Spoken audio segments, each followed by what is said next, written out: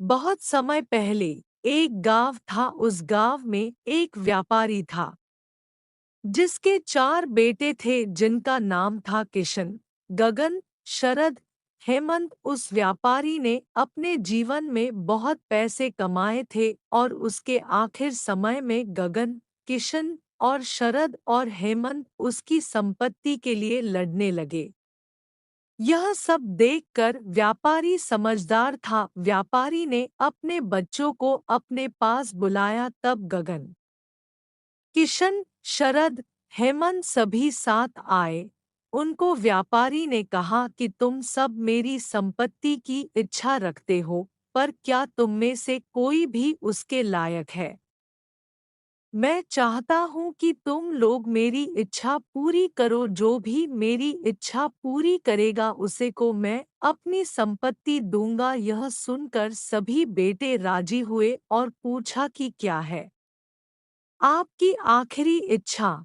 तब व्यापारी ने बताया कि मैं सबको 500 रुपए दूंगा। तुम सबको बाजार जाकर 500 रुपए में ही कोई एक सामान लाना है जिससे ये कमरा भर जाए। व्यापारी की है बात सुनकर सभी परेशान हो गए कि 500 रुपए में कौन सा सामान आएगा, पर फिर भी सभी पैसे लेकर बाजार को गए। जिसके कुछ समय बाद सभी बाजार से सामान लेकर घर लौटे। सभी व्यापारी के पास पहुंचे। तब सबसे पहले व्यापारी ने किशन से पूछा कि तुम क्या लाए हो? तब किशन ने सबके सामने बाहर से रुई का गट्ठर लेकर आया और कहा, पिताजी, मैं रुई आया हूँ जिससे इस कमरे का आधा हिस्सा भर गया है। तब व्यापारी ने गगन को बुलाया और उससे पूछा, तुम क्या लाए हो? तब गगन बोला, मैं बैल के लिए भूसा लाया हूँ जिससे आधे से ज्यादा हिस्सा कमरे का भर गया है।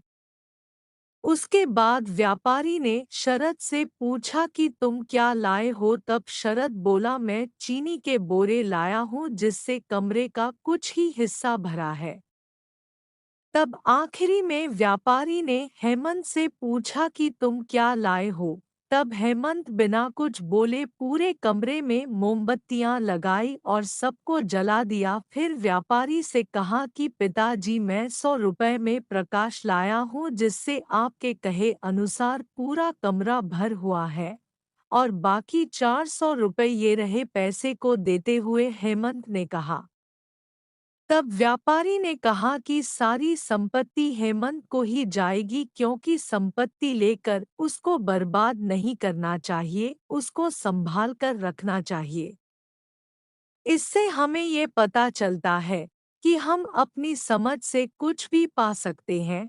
आप सभी को वीडियो कैसी लगी कमेंट करके बताएं और हमारी वीडियो को लाइक और चैनल को सब्सक्राइब करें। धन्यवाद।